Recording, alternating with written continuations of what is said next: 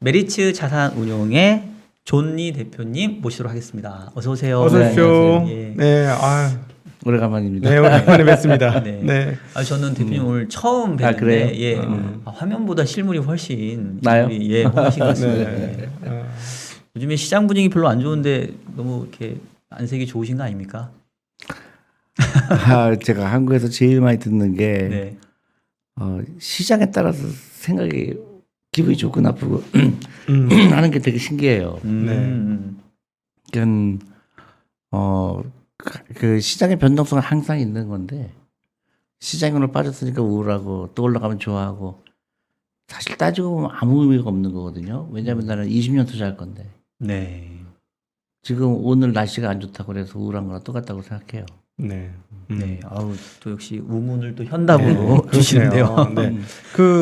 저희도 이제 자산운용을 여기 보험회사에서 하시고 전 증권회사에서 하고 있고 고객분의 자산을 네, 운영하고 그렇죠. 있는 입장인데 저희는 이제 필드에서 직접 좀 하는 입장인데 우리 존니 사장님이시잖아요. 네. 그러면 사장님의 경우는 직접 이렇게 운용을 하시는지 아니면 운용자를 여러 이렇게 관리를 운영 안 하시는지. 하죠. 우리는 예. 펀드 매니저가 네. 펀드 매니저의 독립성이 제일 중요하죠. 네. 그러니까 제가 이렇게 했으면 좋겠다 하는 순간 펀드 매니저는 자신감을 잃어버리거든요. 네. 근데 잘못 판단해도 본인 잘못이고 음. 잘해도 자기 크레딧이고. 네. 근데 이제 그런 큰 픽처를 봤을 때 예를 들어서 우리 만약에 우리 펀드 매니저가 마켓 타임을 한다든가 현금 비중을 줄였다 늘렸다 한다 그러면 그때는 굉장히 뭐라 그럴까요?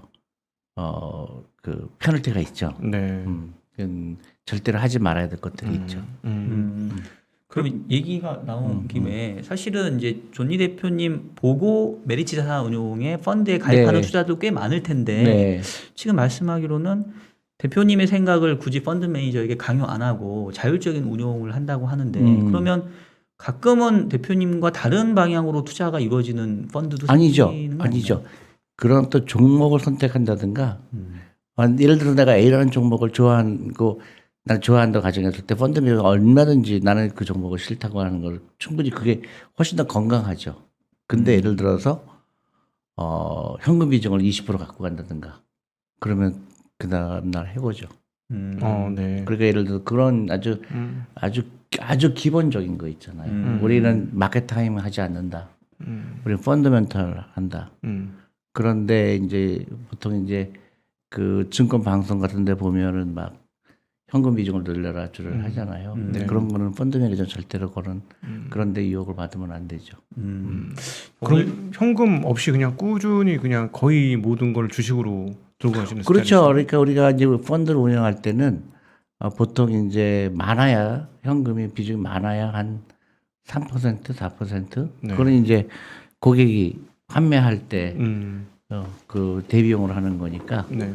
근데 그거를 우리 투자의 하나의 전략으로 현금을 많이 가져간다든가 적게 가져간다는 거는 우리 고객들한테 약속한 거를 우리 스스로가 깨는 거잖아요. 네. 그러니까 시장 상황을 보는 게 아니라 기업을 봐야 되고 그 다음에 그런 그러니까 주식 시장을 예측하려고 하는 무모함이 있는 거죠. 네.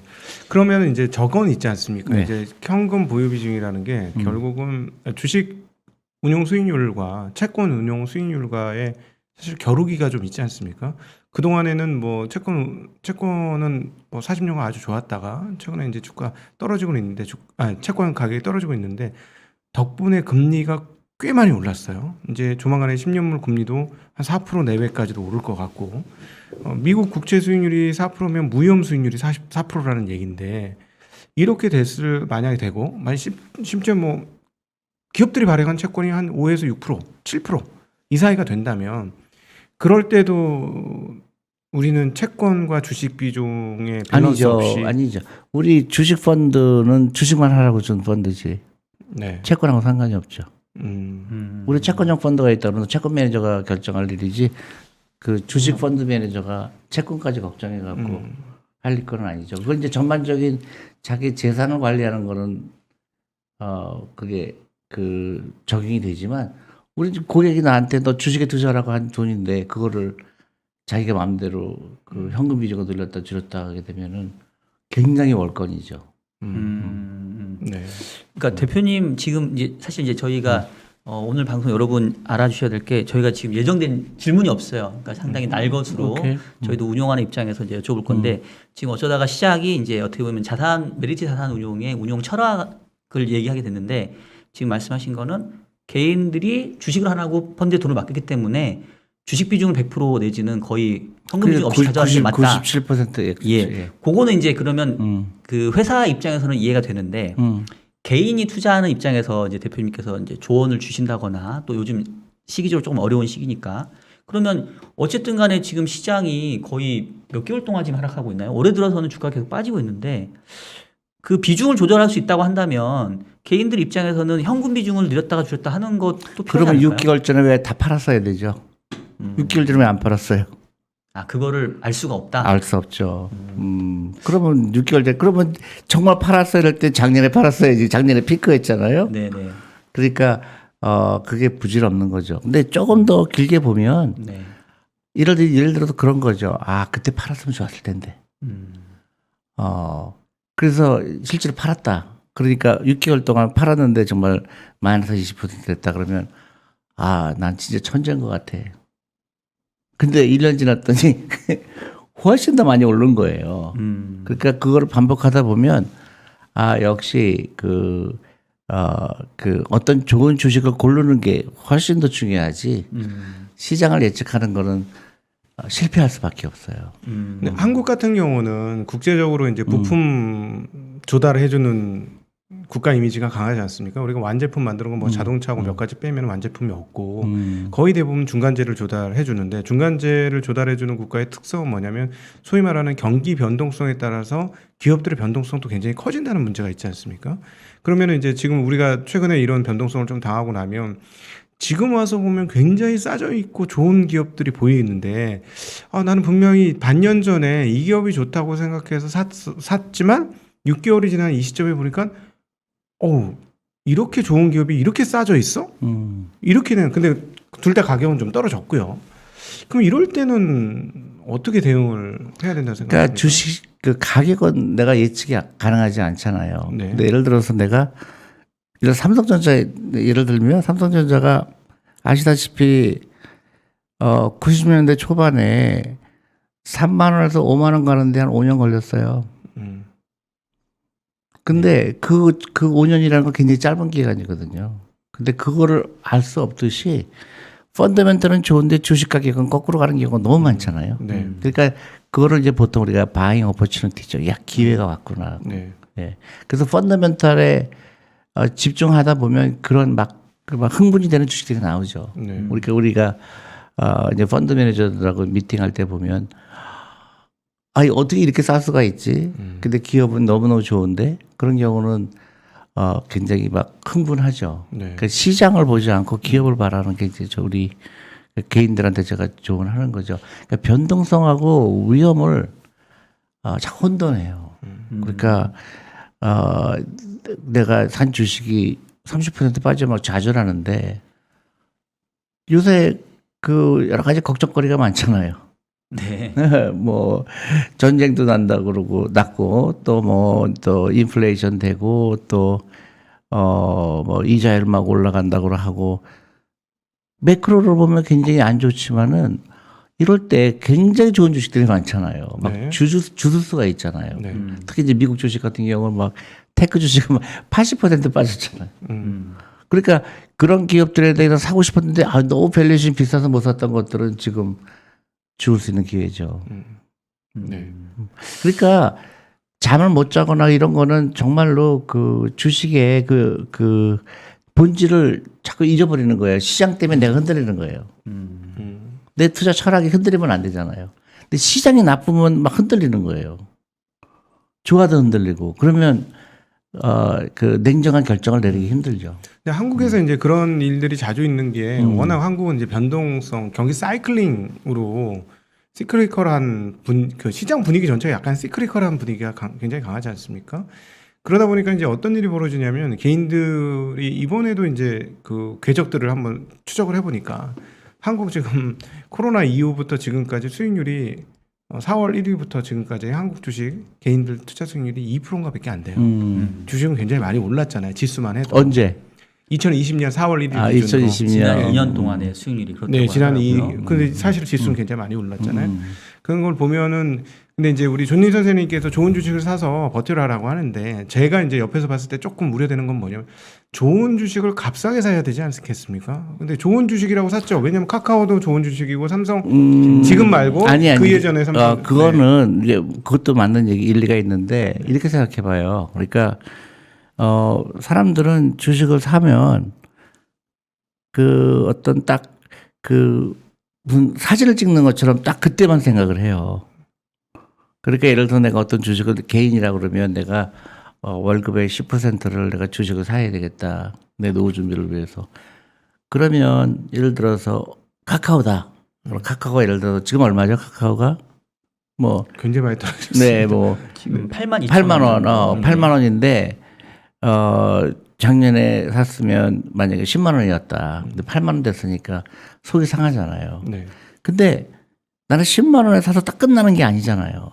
계속 내 월급의 10%는 8만 원에서 사고 9만 원에서 사고 뭐 7만 원 떨어지면 7만 원 사고 근데 사람들은 10만 원 샀다가 8만 원 되면 그때 다 스탑을 해버려요. 난 손해다. 8만 원은 안 사요.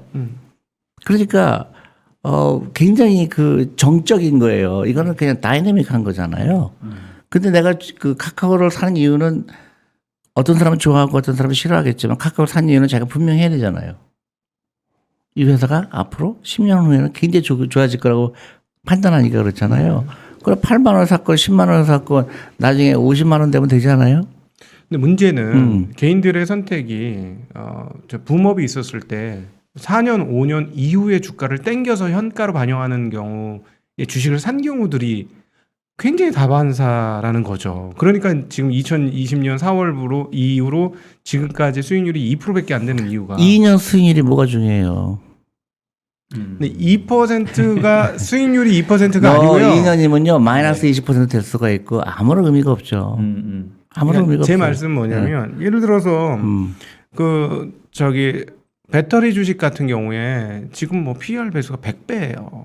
저는 제 기조 중에 하나가 뭐냐면 저의 수명이 다하는 80배 이상의 주식은 사지 말자는 아니 주의가 글쎄 있거든요. 그거는 이제 네. 그 펀더멘털이 그 주식에 모든 주식이 다 오르는 건 아니잖아요. 네. 그러니까 그 배터리 만드는 회사의 비유가 안 좋으신 거잖아요.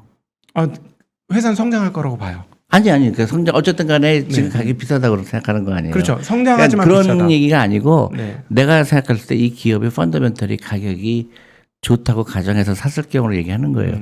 다 살 필요 없죠. 근데 또 하나요. 업황이 되게 좋다고 생각해서 샀는데 어그러지는 경우가 우리나라에 꽤 많았다는 거예요. 물론 미국도 당연히 그랬었겠죠. 대표적으로 예를 들어서 화장품 같은 경우는 너무 좋았거든요. 근데 중국 판매가 줄어들기 시작하면서 갑자기 얘네가 다시 잘해가지고 유럽 판매가 늘든가 미국 판매가 늘든가 그렇게 되면 모르겠는데 그 사이에 보니까 중국이 정말 미친 듯한 속도로 경쟁력을 올렸고 실제로 걔네한테 ODM 해주는 회사는 한국 업체인 거예요. 아니 근데 지금 네. 하시려고 하는 말씀이 뭐예요? 그러니까 무슨 말이냐면 미래가 좋다고 전망해서 샀는데 이게 10년이 지났음에도 불구하고 좋아지기는커녕 좋지 그거는 않다. 충분히 가능한지 그건 잘못 산 거죠. 네. 근데 그렇다고 해서 10년을 기다렸는데 틀리는 게 있더라 그래서 나는 단기 투자할 거야. 이거는 맞대가 맞는 거죠. 예를 들어서 내가 10개 주식을 샀는데 어떤 기업은 10년 지났더니 마이너스 된 수가 있지만 어떤 기업은 10배 오르거든요. 네. 그러니까 포트폴리오 인베스트먼트 하는 거죠. 네. 그리고 그건 어느 시장이나 마찬가지고 그러니까 그런 내가 갖고 있는 투자의 그 철학이 뭐냐가 중요하지 결국은 주식은 다 똑같아요. 그러니까 지나고 나면 아무것도 안 했을 때가 제일 좋았구나. 주식 투자가요? 네? 아니 거래를 많이. 네. 마켓 타이밍 안 잡고. 그렇죠. 예를 들어서 내가 막 주식을 바꾸잖아요. 네. 야 이거 안 좋을 것 같으니까 새로운 걸로 바꾸잖아요.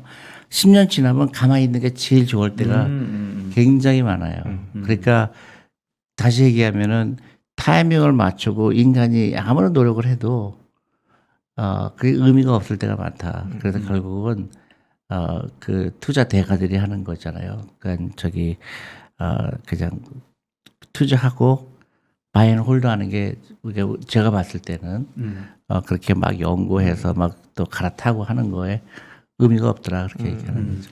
알겠습니다. 사실은 이제 대표님 관련돼서 강의나 이런 것들은 워낙 또 영상이 많아서 저도 좀 봤는데 사실 이제 예전에 했던 말씀들 계속 지금 해주시는 것 같아요. 그러니까 절대 사람이 마켓 타이밍 맞출 수 없다. 그거에 너무 연연하지 말고 그렇죠. 좋은 기업들을 잘 사서 장기 투자해라. 네. 그리고 꾸준히 살아. 분할 투자하고 그렇죠. 자, 그러면 이제 본격적으로 그러니까 사실 근데 또 그게 쉽지는 않은 것 같아요. 말씀하신 것처럼 시장이 흔들리지 않고 지금 좋은 주식을 사서 이거를 이제 길게 오르나 내리나 이렇게 한결같이 이렇게 가져가면 좋은데 이게 이제 개인 투자자들 입장에서 또 저도 직접 주식 투자를 하지만 이게 그렇게 그 개별 종목이나 섹터를 선정하는 게 이렇게 사실 쉽지는 않더라고요. 쉬우면 아무나 다 하게. 그렇죠. 그래서 대표님께서 오늘 이제 좀 도움을 주실 수 있는 말씀은 어떻게 보면 오늘 타이틀도 지금 담아야 할 주식이 뭐냐 이렇게 타이틀이 지금 달렸는데 이제 어떠한 기준으로 이런 것들 좀 선별하면 좋을지 그렇죠. 방법을 좀 우리가 알려주세요. 이제 외국 투자가들이 이제 우리 회사에 방문하면 제일 먼저 물어보는 게 똑같은 질문이죠. 외국 투자가들이 너네는 포트폴리오를 어떻게 짜냐. 근데 우리가 이제 보통 얘기하는 게 컨빅션이다. 컨빅션. 그러니까 뭐냐면 한국에 주식이 만약에 3,000개가 있다. 그러면 우리는 이렇게 생각을 해요. 내가 우주인이다. 지구에 온 거예요. 아, 우주인이 지구에 왔다. 지구에 와서 그 한반도를 이렇게 둘다 보니까 이제 영리하잖아요. 우주인은 인텔리전트 하잖아요. 그러니까 그 사람들이 어떤 걸 고를까 하는 그런 심정으로 봐요. 그리고 그러면 누가 더 인텔리전트 하냐 이 기업을 보는 눈이 그게 이제 팀워크이고 그다음에 팀 멤버들끼리 가고 실제로 회사를 가보고 또 의논하고 그 과정을 이제 당연히 하죠. 그러면 뭐라 그럴까요? 막 흥분이 되는 주식이 나오게 돼 있어요. 근데 그 중에서 제일 중요한 게 결국은 경영진의 자질이다. 경영진이 어떤 생각을 하느냐. 그런데 이제 정식으로 관심을 갖게 되면 주식 투자가 그렇게 어렵지가 않아요. 그러니까 경영진을 만나보면 야, 이거 굉장한 비즈니스였구나. 내가 몰랐구나. 그런 것들이 굉장히 많아요. 그러면 그런 회사를 한 50개를 이제 압축하잖아요. 그러면 그 50개 중에서 이제 컨빅션 레벨이 틀리죠. 이 회사 너무너무 갖고 싶은 거예요. 그런 경우는 비중을 좀 더 많이 가지고 예를 들어서 내가 코리아 펀드 운영할 때 SK텔레콤이 너무 좋은 거예요. 너무 좋은 거예요. 그때 20%까지 가져갔어요. 아, 펀드에서 내가 펀드. 20%를 SK텔레콤 담았어요. 와. 근데 그 당시에 이제 펀드를 운영하는데 그 당시 코리아 펀드 법이 있었어요. 그래서 한국의 대투자 자문이 자문을 받게 돼 있어요. 법으로.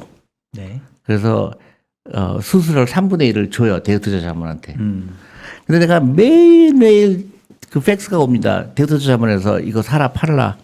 근데 그거를 그냥 무시하는 게 내 일이었어요. 처음부터 끝까지 SK텔레콤 팔으라는 거야. 너무 많으니까. 아니. 올랐으니까. 올랐으니까. 20% 올랐으니까 일단 팔고 보자. 이제 그게 지금도 그렇게 생각하는 사람이 많아요. 그러니까 만약에 50% 올랐다. 그러면 사람들은 무조건 팔아요.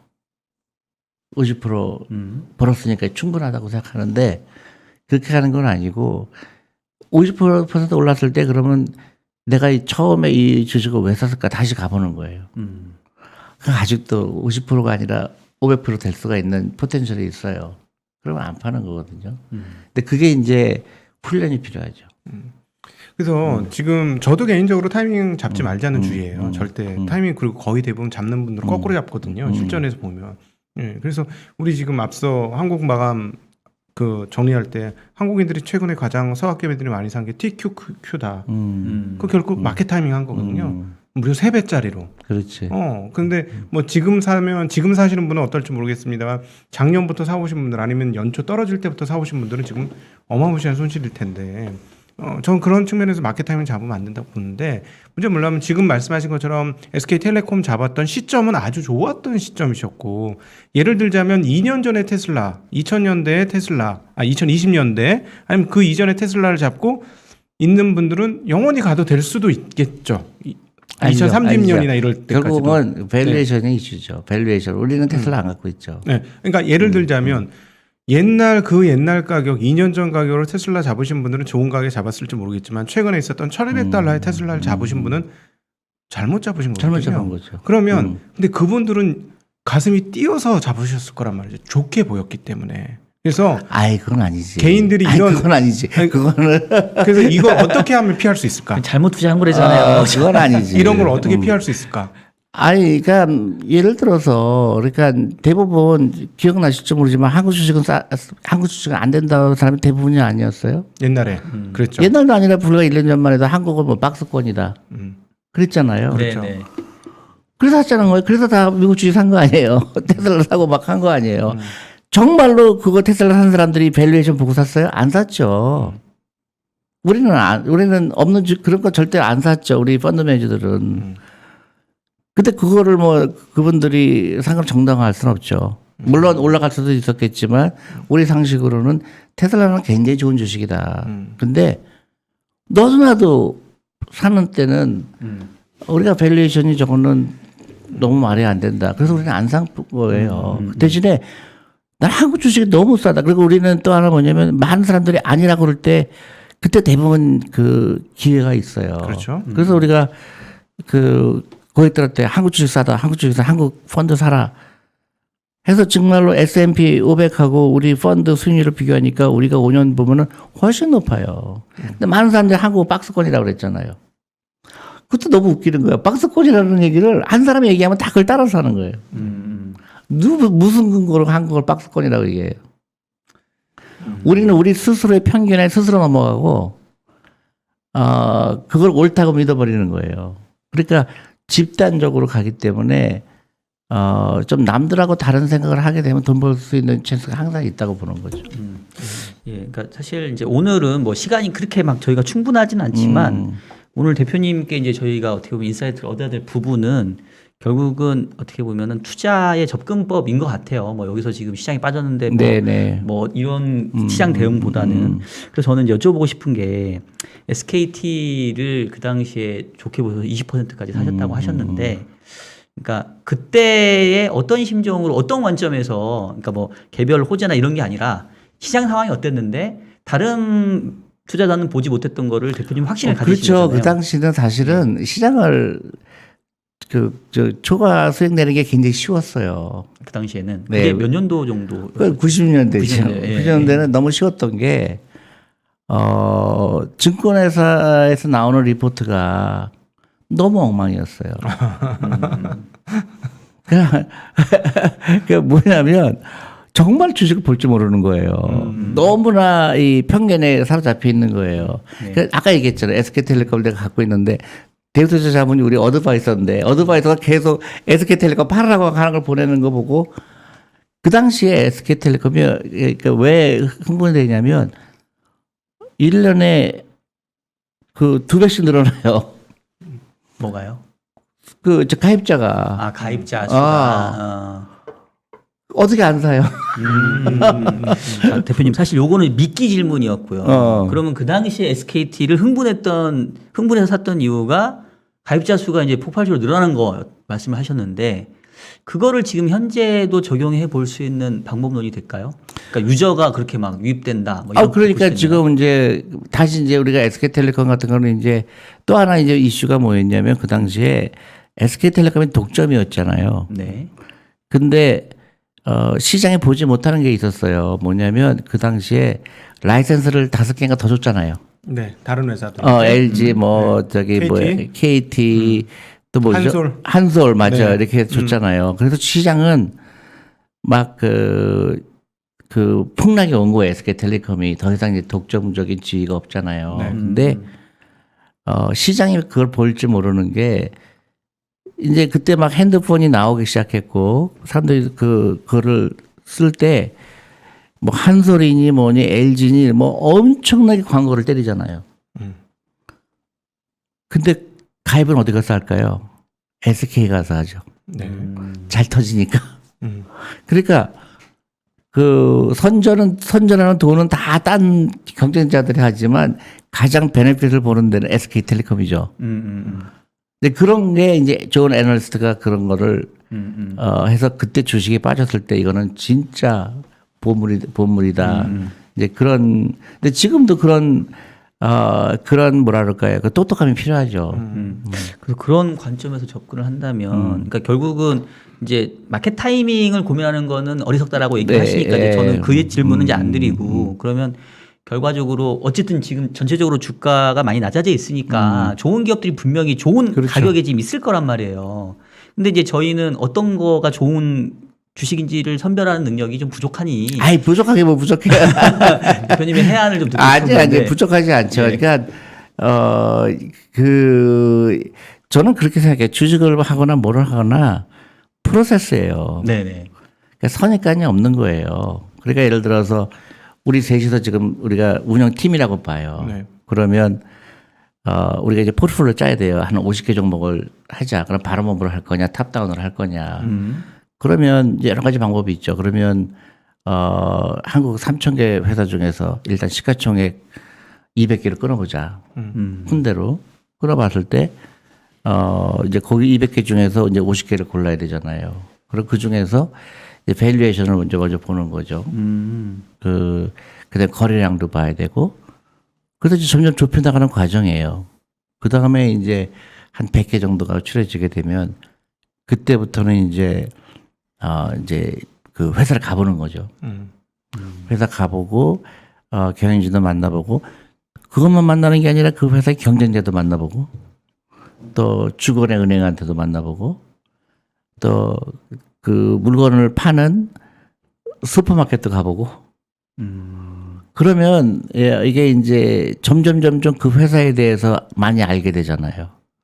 그러면 결정되는 게 이제 쉬워요. 근데 그 과정을 안 겪으면 불안하죠. 내가 잘못 본 게 아닌가. 그리고 그렇게 했는데도 불구하고 한 종목에 대해서 팀들하고 그 얘기하다 보면 반대하는 사람도 굉장히 많아요. 난 안 좋게 생각한다. 그러면서 이제 서로 이 뭐랄까요, 인텔리전스가 올라가는 거예요. 네. 아, 내가 보지 못한 게 이런 게 있었구나. 아, 이런 게 있었구나. 그러다 보면 실력도 늘어가는 거고, 그러면 이제 펀드 매니저의 자질이 조금씩 더 생기는 거라고.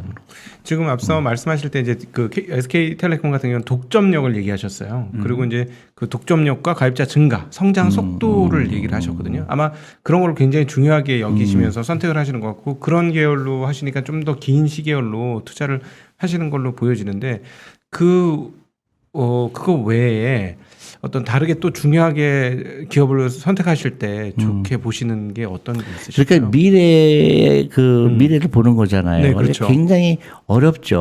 어렵죠. 근데 이제 아까 얘기했듯이 그런 프로세스를 겪다 보면 이 경영진이 어떤 생각을 하고 있는가도 네. 알게 되고, 그리고 내가 몰랐던 사실을 알게 되잖아요. 그러면 좀 더 그 미래에 대한 그게 조금씩 구체적으로 잡히기 시작하죠. 네. 그러면 결국은 경영진이라고 얘기했는 게 경영진이 똑똑하구나. 이 사람들이 이렇게 생각을 하고 있구나. 그러면 그 회사에 좀 더 컨빅션, 그러니까 네. 그 믿음이 가죠. 그러니까 어떻게 뭐 어떤 게 더 좋다 나쁘다 그런 것보다도 이제 순서가 있죠. 경영진이 결국은 제일 중요하더라. 네. 그다음에 이제 밸류에이션. 네. 그다음에 결국 퓨처 캐시플로우 아니에요. 퓨처 캐시플로우를 어떻게 예측하느냐 이시잖아요. 네, 그렇죠. 그러니까 이 회사가 진짜 계속 돈 잘 벌 것 같냐, 네. 못 벌 것 같냐. 근데 결국 경영진의 스마트니스예요. 그다음에 도덕성, 기업 지배구조. 결국 이 기업을 어떻게 운영하느냐. 근데 아시다시피 우리 IMF 때 2세 경영하는 건 거의 다 망했죠. 네. 결국 경영진이에요. 결국 경영진이다. 결국 그 엄청나게 좋은 회사 있잖아, 사실은요. 네. 엄청나게 좋은 회사를 다 망가뜨렸잖아요. 2세다 했잖아요. 그게 결국은 투자하는 입장에서는 우리는 시간을 주고 우리는 자금을 댔는데 경영진이 엉망이면은 사실 굉장히 실패할 확률이 크죠. 그래서 항상 우리는 경영진을 만나보고 경영진 생각이 어떤가 그런 거를 체크하죠. 근데 이제 우리가 이제 우먼 펀드를 만들었잖아요. 우먼 펀드 만들었거든. 여성 친화적인 기업이 결코 잘 될 거다. 그게 그 얘기예요. 네. 그러니까 여성의 중요성을 아는 경영진이라고 그러면 조금 더 신뢰가 가는 거예요. 네. 그러니까 이런 ESG라든가 이런 거에 대한 이해도가 높은 경영진이라고 그러면 내가 조금이라도 더 신뢰를 줄 수가 있구나. 그렇죠. 그러면 지금 대표님 말씀 제가 듣다 보니까 사실 경영진의 애티튜드 내지는 그런 어떤 윤리 도덕 이런 부분들도 되게 중요하게 보는 것 같은데 그러면 경영진의 그러한 부분이 이 산업이나 섹터의 전망보다도 더 중요하다고 더 중요하죠. 더 중요하죠. 왜냐하면 기업은 예를 들어서 섹터는 굉장히 좋은데 네. 이 경영진이 엉망이면 순위에 밀릴 거 아니에요. 거꾸로 섹터는 안 좋은데 산업 전망은 안 좋은데 경영진만 똘똘 그럴 수도 있어요. 예, 그런 왜냐하면 산업 전망은 안 좋은데 네. 산업 전망이 안 좋다는 얘기는 회사들이 새로 들어오는 기업들이 없다는 얘기잖아요. 네네. 근데 그러니까 레드오션인 줄 알았는데 혼자 남았는데 캐시플로가 굉장히 좋은 거예요. 요새 반도체도 그렇잖아요. 반도체도 전부 그냥 높은 것만 하다가 전기 자동차가 나오니까 지금 그렇게 퀄리티가 안 좋은 반도체가 모자라잖아요. 그러니까 우리가 레드오션이라고 그러는데도 거기 좋은 기업이 있고 블루오션이라는 데도 좋은 기업이 있듯이 나쁜 기업이 있듯이 결국은 이제 전략이 다 틀리죠. 이제 개인들도 전략이 틀릴 거예요. 난 탑다운을 하겠다. 나는 인더스트리 봐서 그냥 뭐 예를 들어서 텔레콤 바이오 주식은 나는 바이오가 될 것 같다. 그러면 거기에 내 재산의 30% 넣겠다. 이런 방법도 있겠지만 우리 전략은 그게 아니고 기업을 하나하나 보다 보면 그걸 모아 보니까 결과물이에요. 이러다 보니까 통신주가 얼마고 바이오가 얼마고 헬스케어가 얼마고 이렇게 나오죠. 그거는 이제 우리가 옳다는 게 아니라 저는 이제 경험으로 봤을 때 우리한테 가장 맞는 방법이 그건 것 같다. 저는 개인적으로 이 부분에 있어서는 전적으로 동감합니다. 사실은 뭐 주식 투자라는 게 별거 있습니까? 따지고 보면 제가 박 박사님한테 돈 빌려줄게. 회사 운영 좀 해봐. 네. 나한테 돈 좀 돌려줘. 네. 근데 은행 맡기는 것보다 나은 것 같으니 능력 있어 보이니. 네. 근데 여기서 잘하면 저한테 리턴을 해주니까 그렇죠. 동행을 하는 건데 맞아요. 만약 이게 제가 이렇게 돈을 맡긴 이 맨날 술 먹으러 다녀.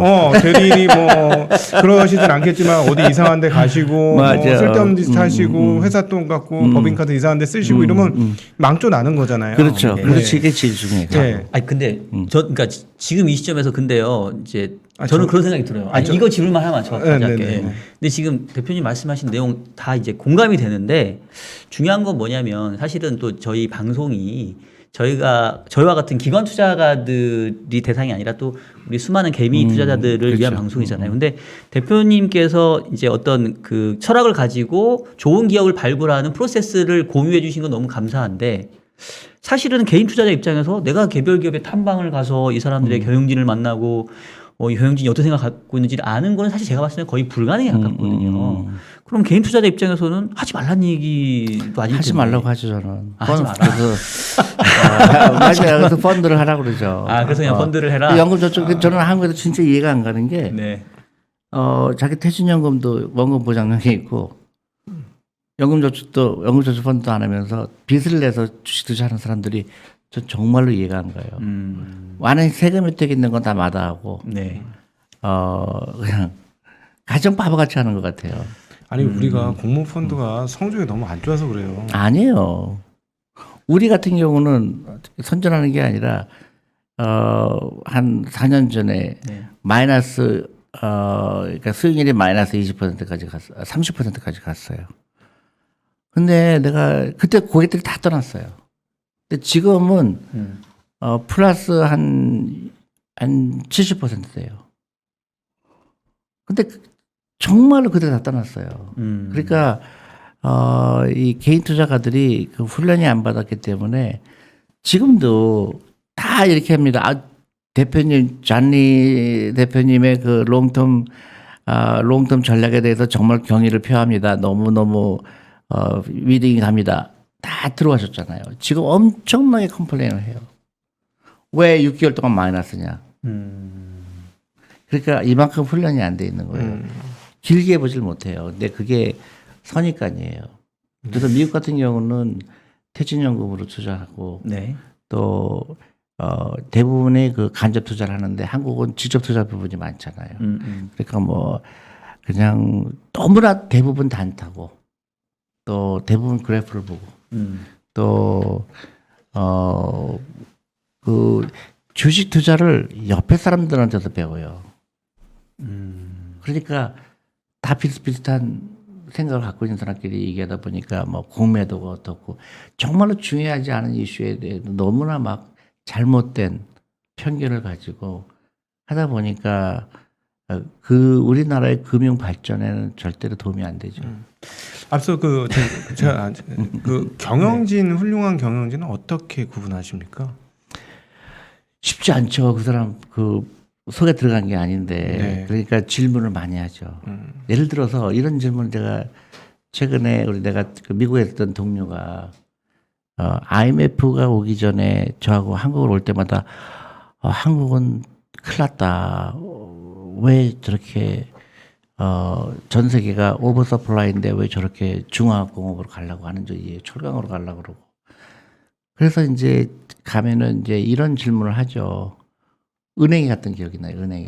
은행장님한테 그런 걸 물어봤어요. 이 은행의 목표가 이 은행의 궁극적인 목표가 뭡니까? 물어봤는데 그때 뭐라고 대답하셨냐면 그분이 사회 환원이라고 그랬어요. 지금은 참 말이 안 되지만 투자 안 하셨겠네요. 네. 너무 놀래갖고 한국을 팔기 시작했죠. 한국 위기가 오고 있구나. 그게 이제 질문을 통해서 굉장히 펀더멘털한 질문이지만 굉장히 의미가 있는 거죠. 이제 그 사람은 왜 그런 질문을 할 수가 있었냐면 많은 외국의 케이스 비슷하거든요. 그런 회사들이 망했거든. 나라가 망했거든. 그런 거 은행이라든가 그런 고급 관리를 만나서 질문했을 때 그런 거를 보면 여기 위기가 오겠구나 그런 거를 이제 간접적으로 알 수가 있죠.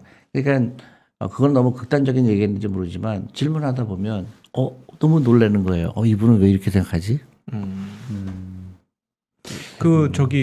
사실은 빅테크 기업들이 너무 거대한 자이언트들이 돼서 사실은 우리는 글로벌 하청 기업으로 전락하는 거 아니냐. 그렇다면 결국 한국 투자는 어쩔 수 없이 바텀업에서의 일종의 뭐 담배꽁초 투자라든가 이런 걸로 해야지. 예전에 이제 IT가 이제 새롭게 펼쳐졌을 때 투자하셨던 그 계열, 삼성전자라든가 SK텔레콤, 지금은 그런 게 잘 안 보이잖아요. 물론 이제 얼마 전에 뭐 전기차 관련이라든가 이런 게 있었을 수 있지만 그렇게 어떻게 생각하세요? 저는 그런 거는 너무 속단이라고 생각해요.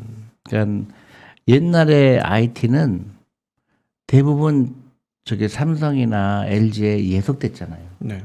그래서 회사가 20년 전에 좋았던 기업이 거의 없어요, 지금. 그 당시에 내가 투자했던 기업들이 거의 다 없어요. 그러니까, 자기만의 어떤 독자적인 그런 그 영역이 없었죠. 근데 지금은, 오히려 옛날보다 더 나아졌어. 더 괜찮아졌어요.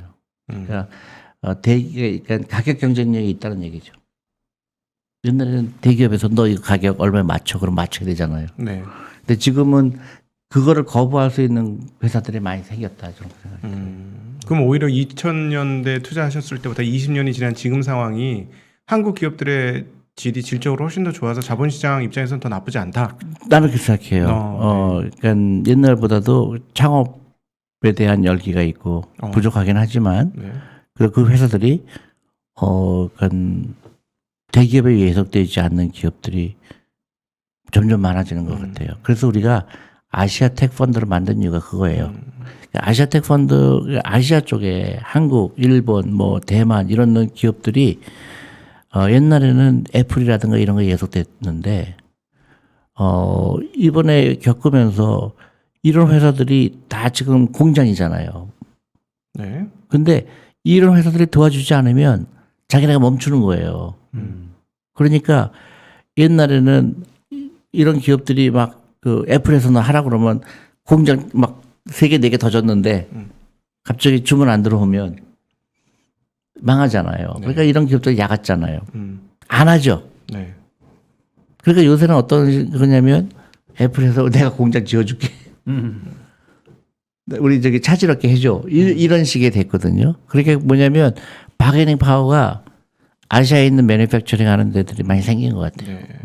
그리고 기술력도 있고. 네. 그러면은 이제 20년간 한국 투자를 했고 예전에 사실은 뭐 90년대하고 2000년대를 통해서 걸출한 엄청난 투자 성과를 거두신 입장에서 2020년인 이 시점에서 한국 기업의 미래는 어디에 있다라고 생각하시는지 몇 가지 저는 이제 저기 이런 게 있다고 봐요. 그러니까 기업이 잘 나가서 시가총액이 늘어나는 경우도 있지만 시가총액이 커지기 때문에 경쟁력이 생기는 경우도 많아요. 진짜로요. 아, 존니 선생님한테 이런 말씀드리니까 되게 신기하네. 테슬라 같은 게 그런 얘기거든요. 네, 그렇죠. 테슬라가 그래 주식을 잘 팔아서 이렇게 또 된 거죠. 또 아니, 그러니까 중간중간. 시가총액이 늘어나니까 경쟁력이 생기는 거거든요. 네.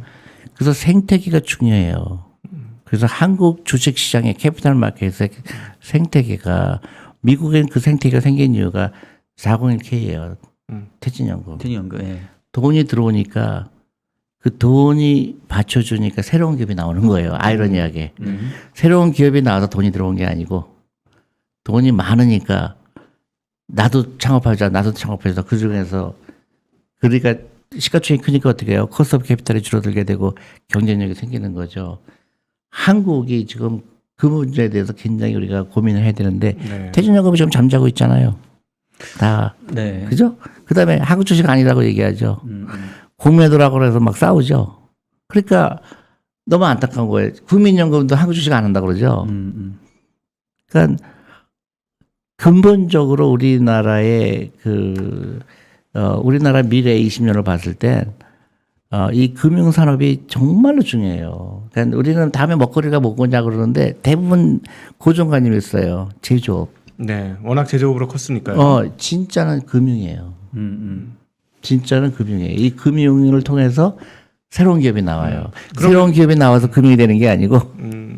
금융의 본질은 뭡니까? 지금 말씀하시는 걸로 따지면 일종의 엑셀러레이터? 사람으로 얘기하면 피죠. 영양 공급이지. 수혈. 영양 공급이죠. 그러니까 자본을 통해서 그 사람이 이 나라가 갖고 있는 그런 실력을 극대화하는 거죠. 네. 그러니까 자본과 노동의 유연성이라고 하는 것 중에서 가장 중요한 게 이 자금이 그러니까 그 새로운 아이디어가 나왔을 때 수용할 수 있는 시스템이 돼 있느냐. 그게 주시장이잖아요. 네. 그게 이제 인간이 갖고 있는 포텐셜을 극대화시키는 게 이 자본이잖아요. 네. 자본을 장기 자본 그러니까 10년, 20년 기다릴 수 있는 자본들이 어떻게 움직이느냐에 따라서 그 나라의 경쟁력이 생겼다는 거죠. 그런 걸 치면 사실은 작년은 정말 좀 안타까운 한 해였는데요. 어떤 느낌이냐면 한국 주식시장, 장내 주식시장은 일종의 쓰레기 하치장이냐, IPO 업체들의 쓰레기 하치장이냐 하는 느낌이 들 정도로 가장 높은 밸류 시장이 고평가되었을 때를 기점으로 미친 듯이 IPO를 준비해서 거기에 맞춰다가 다 쏟아붓고. 근데 기업 입장에서는 네. 당연히 이렇게 해야죠. 왜냐하면 자기네 코스트 오브 캐피탈인데. 네. 그건 기업 입장에서 당연히 그렇게 하는 거죠. 근데 이게 시장에 물타기가 되는 악순환이라고 보진 않으세요? 아니 그거는 이제 이해관계죠. 내가 기업을 IPO하는 입장인데 가장 비싼 가격을 받고 싶죠. 네. 그거는 당연한 건데 이제 문제는 이제 그 회사의 진정한 가치에 대해서 시장이 어떻게 그러니까 미국도 마찬가지로 매일매일 엄청난 IPO가 들어오잖아요. 네. 근데 한국은 뭐라 그러죠? IPO가 많으면 수급 얘기를 하잖아요. 미국에서 수급 얘기하는 게 들어본 적이 없죠. 그 얘기는 뭐냐면 우리는 아직도 단기적이고 그 다음에 마켓 타이밍이 몸에 배 있는 거예요. 그러니까 제가 봤을 때는 약간 이제 대표님은 원래 이제 미국에서 첫 운용을 이제 시작을 하셔서 이제 약간 좀 미국적인 시장의 여건들이 좀 이렇게 익숙해져 있는 것 같고 또 이제 저희처럼 국내 투자를 먼저 하는 사람들은 이제 미국하고 좀 사례가 다르니까 환경이 달라서 좀 그런 부분도 좀 있는 것 같아요. 아니 또- 근데요, 저는 이제 네. 물론 당연히 다르죠. 네. 근데 양적을 비교했을 때 한국은 왜 이렇게 안 할까 궁금한 거죠. 왜 이 많은 양질의 자금이 은행 예금에 머물러 있을까?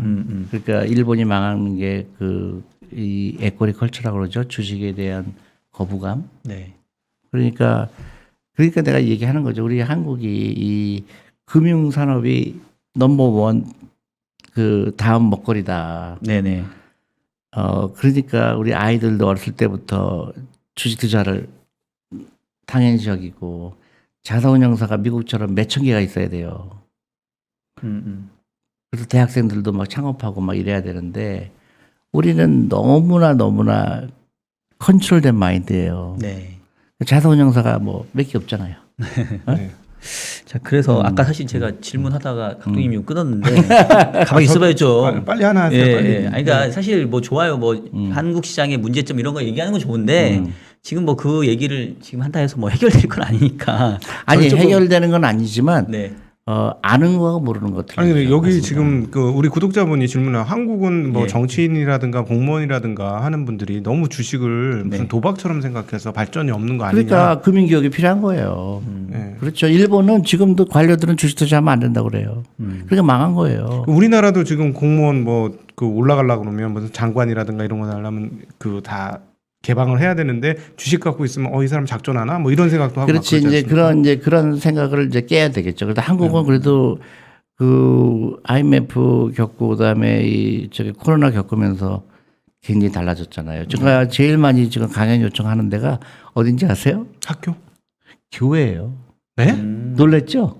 최근에요. 아 뭐 신앙 간증하러 가시는 거? 아니.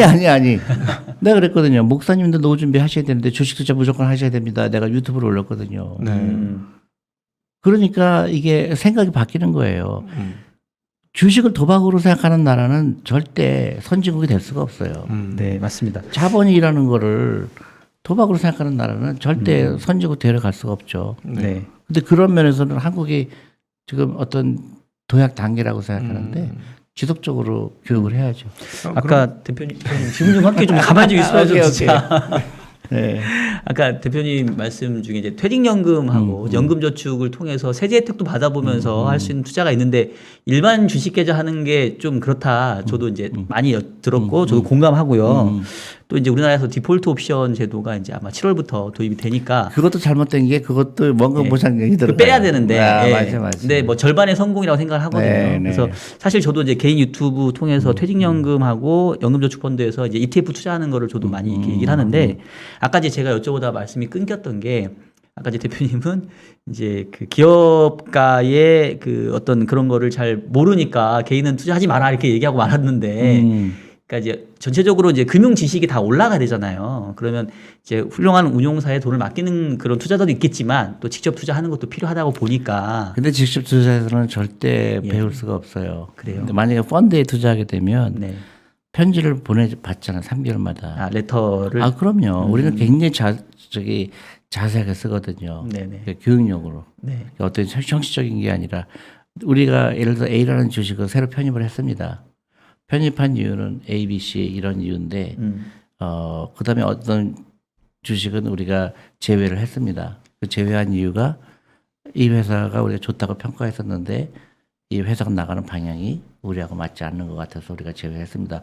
그렇게 해서 그 펀드 매니저부터 배워야지 내가 막 종목을 골라갖고 하는 거는요 불가능해요. 근데 이제 대표님 너무 이제 그렇게만 또 계속 얘기하시면 이제 또 증권회사가 별로 안 좋아할 수 아니, 있지. 이제 펀드만 해라라고 이제 오해할 수 그러면, 있으니까. 그러니까 예를 들어서 이거예요. 퇴직연금을 하잖아요. 네네. 그다음에 연금저축펀드 하려고 그러면 어떻게 해요? 맥시멈이 1,800이죠. 예, 1년에 1,800까지 투자할 수가 있죠. 그렇죠. 그냥 1,800만 다 채우라 이거예요. 네.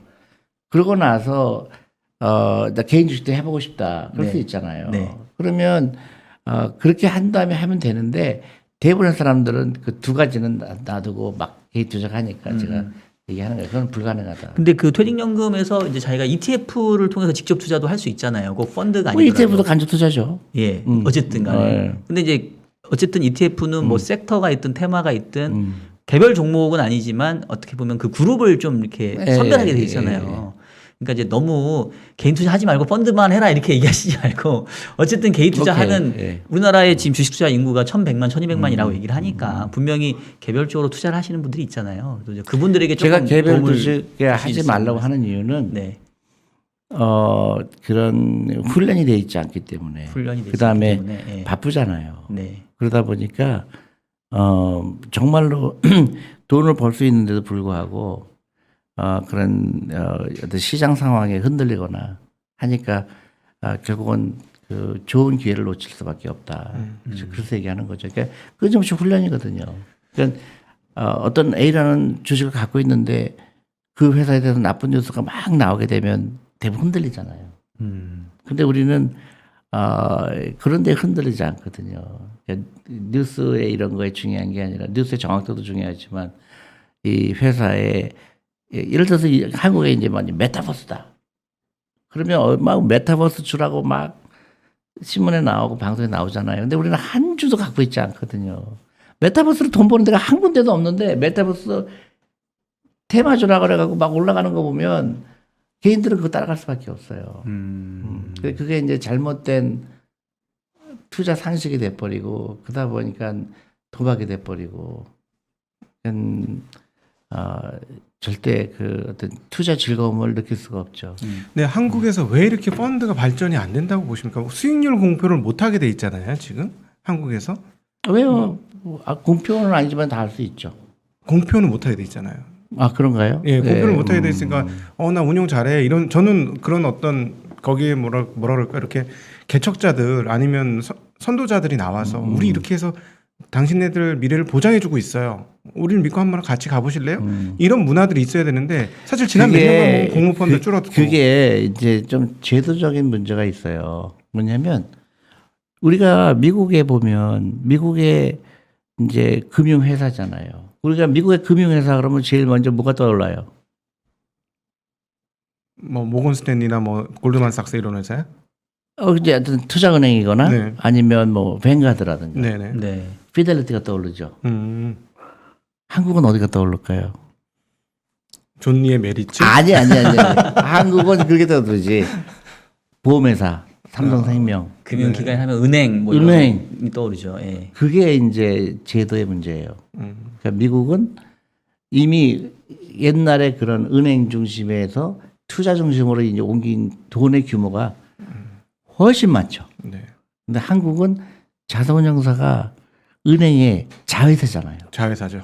증권의 자회사고. 자회사잖아요. 네. 그러니까 취급을 못 받는 거예요.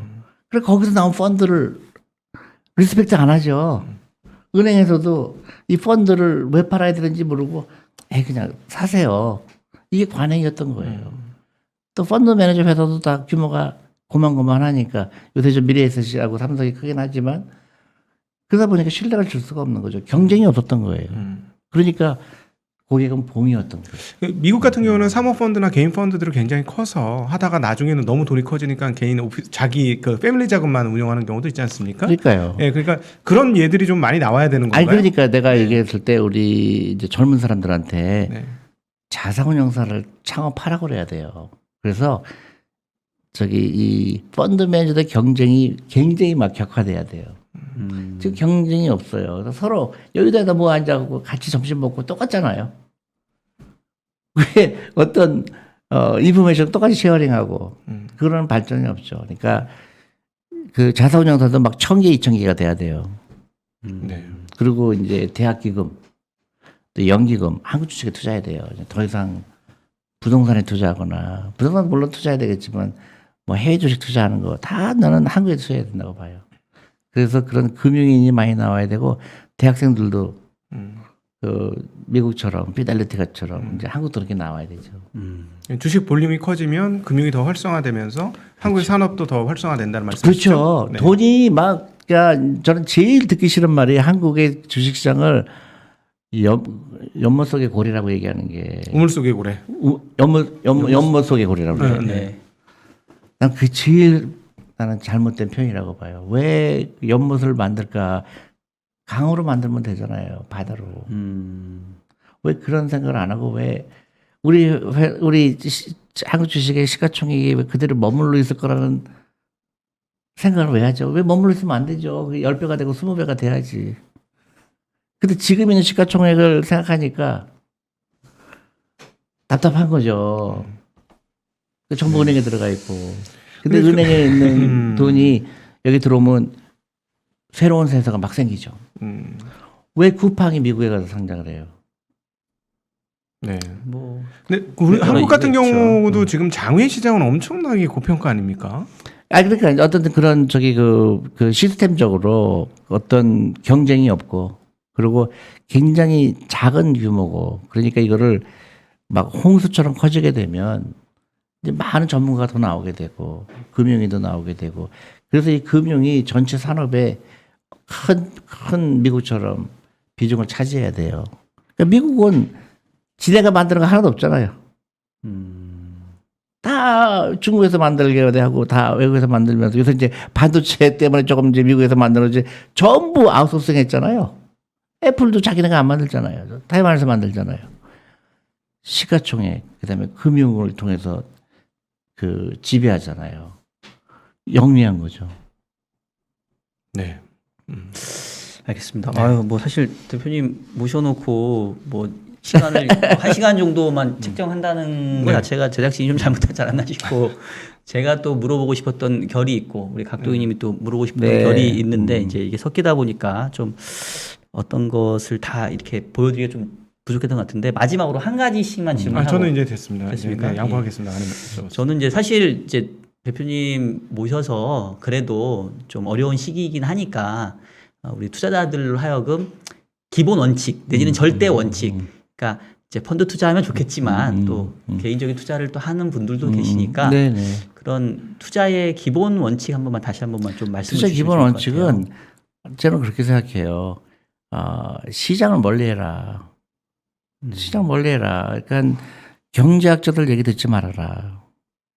그러니까 우리 미국에서도 우리 이제 제가 일하는 회사도 회사 안에서도 경제학자가 얘기하는 거 우리 이제 이코노미스트가 있잖아요. 자산운용사마다. 네네. 그래서 그 이코노미스트가 회의에서 나올 때는 사람들 다 옆으로 제 말 들으면 말이죠. 거꾸로 가야 돼. 그렇게 얘기를 해요. 미국에서도 같은 회사에 있는 동료인데도 불구하고 이코노미스트가 얘기하면 경제 상황이 어떻고 뭐 막 그럴 때 제가 얘기하는 거 반대로만 하면 또 모르겠구나. 그 정도로 시장하고 밀착되어 있으면 급한 결정을 하게 돼요. 그러니까 내가 이 회사를 근데 이제 살 때는 굉장히 조심해야 되겠죠. 이 회사가 정말로 이렇게 보고 저렇게 봤을 때 야, 이 회사는 진짜 괜찮은 회사네.